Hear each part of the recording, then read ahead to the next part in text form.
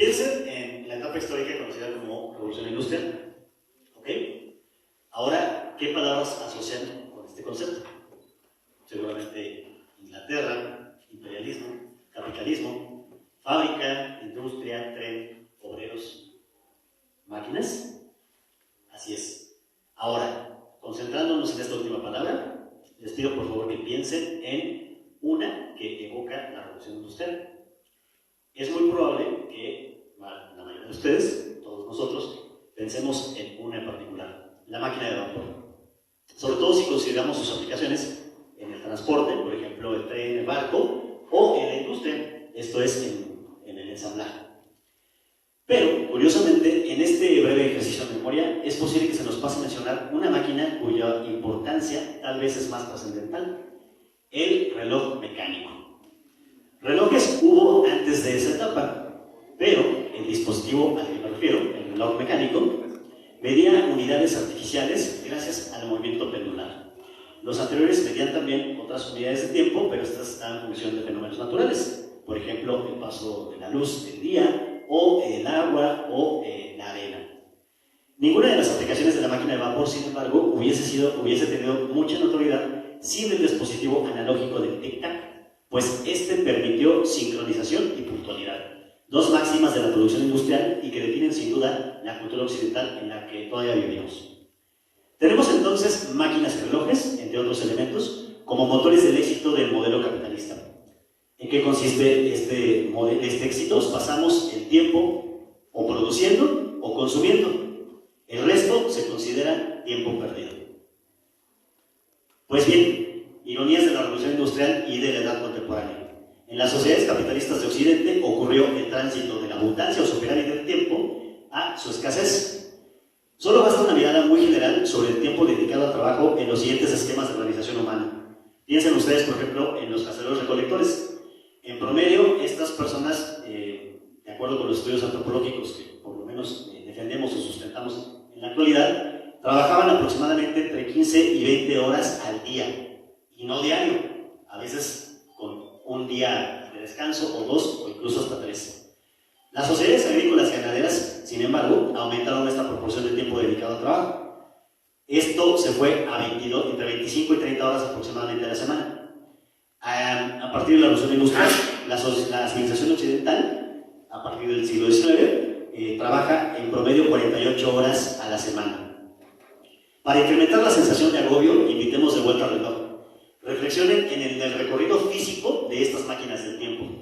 Transcurrimos del reloj público, del reloj que estaba en espacios públicos nada más, al reloj que se fue al bolsillo, y de ahí al reloj que pasó a la muñeca. Ese dispositivo se acercaba al cuerpo y cada vez se volvía más preciso. Señoras y señores, asistimos con ello al doloroso nacimiento de una angustia: el pasar de los segundos. Y ya no hablemos del nanosegundo, especie de franquicrono o Chronostein. Nos encanta a Lau y a mí perder el tiempo inventando acrónimos. En este orgiano presumir más de los libros que uno lee que de los que uno escribe, traigo a colación el que me sirvió para platicarles este tema: una geografía del tiempo, escrito por un psicólogo norteamericano que se llama Robert Divine. A propósito de la forma de vida occidental, en dicho libro el autor destaca cómo en Estados Unidos ese estar siempre haciendo algo se considera un rasgo positivo. Lo contrario es un desperdicio, una pérdida de tiempo. Lo paradójico es que con ese estar haciendo algo permanentemente suceden cosas muy extrañas, chistosas e incluso absurdas, como aquello de apresurarse para llegar a tiempo a nuestra clase de yoga, para relajarnos. Así es. Como diría George Steiner, es una nostalgia del absoluto. Dice Levine: parece como si la vida tuviera como meta principal evitar a toda costa la incomodidad y, en ocasiones, el terror de no tener nada que hacer. ¿Les recuerdo otra paradoja de ese modelo en el que vivimos también por acá? Bueno, pues elaboramos planes para saber qué haremos en nuestro tiempo libre. Y sin embargo se muere. Por fortuna, siempre hay rebeliones en contra de lo establecido. Siguiendo el Bain, como alternativa al tiempo del reloj, existen las culturas que se rigen por el tiempo de los acontecimientos. Veamos brevemente en qué consisten estas diferencias. En las sociedades que se guían por el reloj, el comienzo y el fin de una actividad está determinado por el reloj. en las culturas, evidentemente, la civilización occidental, capitalista, industrial, en el muy norteamericano dicho de Franklin, the time is money. En cambio, en las culturas que se guían por los acontecimientos, lo que hacemos está determinado por la duración de lo que hacemos. Algo acaba cuando se siente que es la hora adecuada, no antes y no después. Un ejemplo de esto, por ejemplo, nos lo pone Robert Levine cuando cuenta que un alumno suyo en Burundi le decía que ellos, como miden el reloj, como miden el tiempo en las conversaciones, o para quedar con alguien, es el momento en el que las vacas están pastando en el cerro. Justo en el momento en que las vacas están pastando, pues se quedan de ver para platicar un poco estos amigos. Esto me lleva a un comentario, a comentarles un par de ejemplos de darle tiempo al tiempo, en esa frase muy mexicana de darle tiempo al tiempo, que es una especie de defensa de los momentos de aparentemente no hacer nada. El sueño y los momentos o los instantes de eureka. Dormir. Esta es una representación gráfica, muy gráfica, de un momento de prácticamente no hacer nada. Y que conste que yo mismo soy un reacio a dormir, ¿no? Me choca dormir. En general, en las neurociencias destaca el enfoque de que la principal función del sueño es que posibilita la integración de la experiencia de la vigilia a nuestra mente, mediante el esfuerzo de la sinapsis, lo que se conoce como potenciación sináptica. Sin embargo, hay hipótesis alternativas de por qué nuestra mente debe desconectarse. Según Giulio Tonini y Chiara Cerelli, autores del artículo Los beneficios del sueño, al dormir, la vuelta a un nivel basal de actividad cerebral debilita las conexiones neuronales, lo que a su vez descongestiona la red del sistema que funciona como un sistema de mantenimiento. Es controversial la tesis de estos autores debido a que para otros investigadores el papel del sueño es fundamental para el aprendizaje y para la memoria, es decir, para la potenciación sináptica. En cambio, los autores mencionados defienden su hipótesis denominada de homeostasis sináptica. El sueño es una especie de respiro para el sistema. El cerebro sigue trabajando, pero ahora en la mejora o la consolidación de la experiencia de la vigilia. Rematan estos autores. El sueño es, sin duda, el precio que pagamos por la plasticidad del cerebro. Los momentos de eureka, por ejemplo, de acuerdo con el psicólogo John Cunions, contamos con dos mecanismos o dos formas de resolver los problemas. La primera es consciente y metódica, parte del análisis. La segunda es más bien repentina, inesperada y es más bien como por inspiración. Ese segundo mecanismo se relaciona con lo que ocurre en los denominados momentos de eureka. Recuerden el ejemplo de Arquímedes. Este ejemplo, el de Arquímedes, si ustedes recuerdan, él solo encontró la solución después de meterse a bañar. Después de meterse en la tina de baño, quiero decir. Te das por vencido. Caes en la cuenta de que no puedes resolverlo. Te das un respiro, haces otra cosa y ¡zas! Ahí viene la inspiración y la respuesta. Lo interesante es que no solo se trata de un camino por el que transitan las grandes mentes o los genios majestuosos de todos los tiempos. Todas y todos tenemos legítimo derecho a nuestro momento de eureka. Solo tenemos que evadirnos, literalmente no hacer nada, o hacer otra cosa como no queriendo. Los momentos de desconecte sirven para ensayar soluciones, aunque no lo creamos. No se sabe de dónde o mediante qué mecanismos se permiten o se ocurren estas ideas geniales, pero la evasión, cuando se realiza bien, tiene la ventaja de que por lo menos no nos llevemos esos problemas a la cama. Con todo y que en nuestro contexto esté mal visto ese desconectarse, a veces vale la pena intentarlo. Este amigo, Robert Levine, que les contaba al principio, nos cuenta una experiencia muy significativa sobre lo que implican contextualmente, o es decir, en diferentes culturas, conceptos como improductivo o el concepto de nada. Para los occidentales, dice el autor en un viaje que realizó por Japón, el espacio que existe entre una mesa y la silla es espacio vacío, no tiene nada. Sin embargo, en su experiencia, para los japoneses, justamente ese espacio, el espacio que para nosotros no tiene nada, en realidad para los japoneses está lleno de nada. Para ellos, lo que ocurre suele ser más importante que lo que no llega a ocurrir. Y así es, no hacer nada es altamente valorado en distintas culturas. De hecho, forma parte de un proceso creativo. Eso que no pasa es en realidad ausencia de cambio.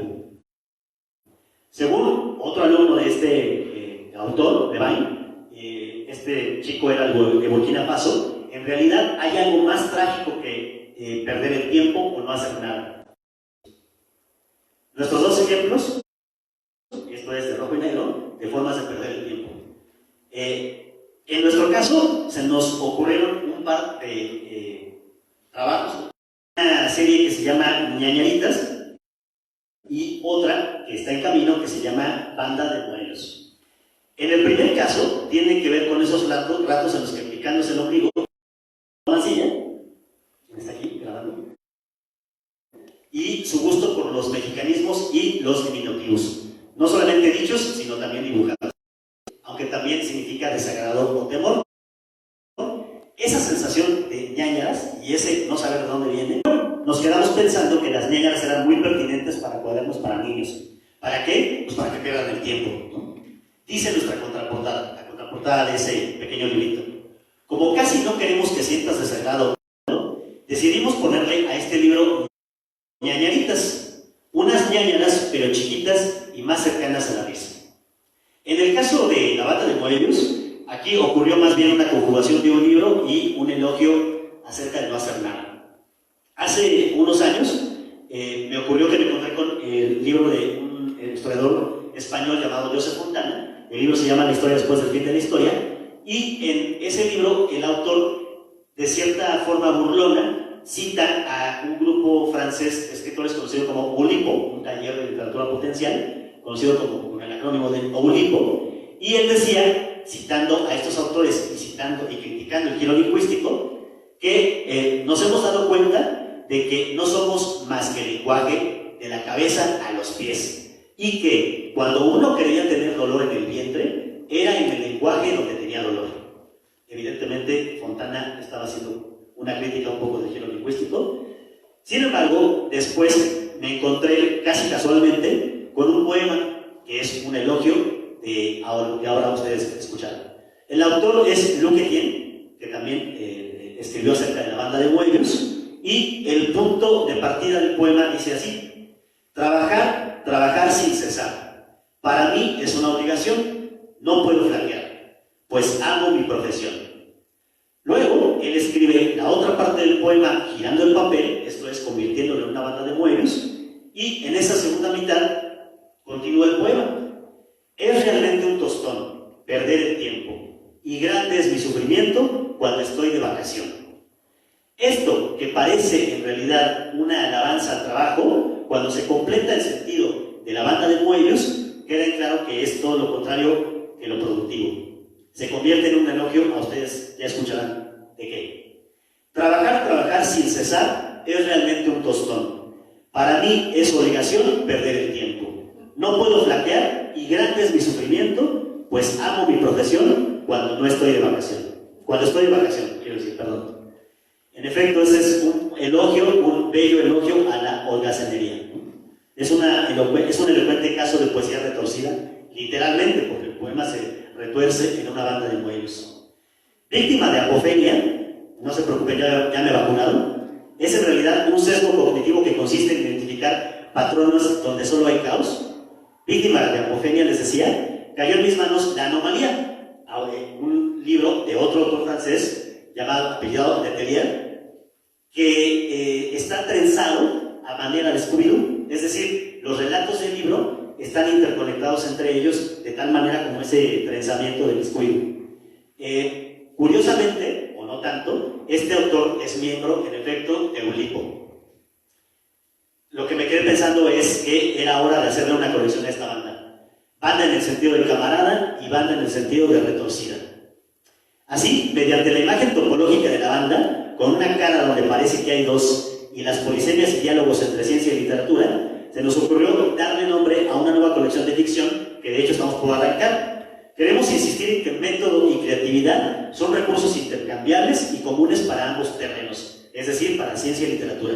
Por el momento tenemos dos piezas que están en cocción, los títulos son evocadores. El primero se llama Hilo de Ariadne, de Germán Garrido, y el segundo es Horizonte de Sucesos, de Odín Lachín. Como les digo, próximamente estarán ya con nosotros. Y bueno, ya cerca estamos de irnos. Así que esta charla, si bien es cierto que hace referencia a la Banda de Moebius y a las ñañaritas, también por supuesto el título evoca ese verso de de tiempo, escrito por Renato Leduc, que por cierto también menciona la importancia de darle tiempo al tiempo. Sabia virtud de conocer el tiempo, a tiempo amar y desatarse a tiempo. Como dice el refrán, dar tiempo al tiempo, que de amor y dolor alivia el tiempo. Definitivamente, esto se refiere al tiempo de los acontecimientos que les mencionaba de Levain. Y si bien les viene un poco a platicar qué estamos haciendo con estas colecciones, en realidad me gustaría enfatizar el otro aspecto. Para mí lo importante de esta charla es el de ejercitar, invitarlos incluso e inventarnos esa sabia virtud de perder el tiempo. Ese tiempo, por supuesto, en sentido creativo. Y puede que esas, si bien estas revueltas de la cultura, en contra de la cultura del time is money, no pueden cambiar de facto la realidad, sí que nos pueden permitir disfrutar ciertos momentos de rebelión. Ante lo establecido, lo formal, estructurado, oponemos la incertidumbre y lo impredecible, que también son fermento de la creación. Como dicen los versos de José Benjamín, mañana está enmañanado, y ayer está ayerecido, y hoy, por no decir que oído, diré que huido y hollado. A tal extremo ha llegado hoy a perder sentido, que al mañana ha convertido en cualquier tiempo pasado. Me despido. El texto está dedicado espacial y temporalmente a mi compañera, Lau Mancilla, quien después de un tiempo de muchas dolencias ha tenido tiempo para valorar la importancia de no perder el tiempo.